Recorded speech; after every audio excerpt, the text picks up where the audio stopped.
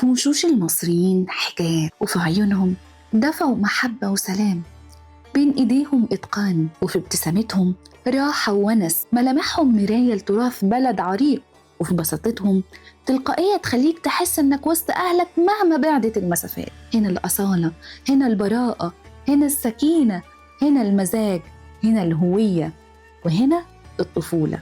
تمشي في شوارعنا تلاقي الترحيب في الحواري، في القرى، وفي كل مكان، ونظرة من العيون تكفي وتوصل المعنى من غير كلام. مصر مش بس تاريخ وآثار، مصر في روح ناسها، في شوارعها، وفي تفاصيلها الصغيرة اللي هي في الحقيقة أعظم كنوزها.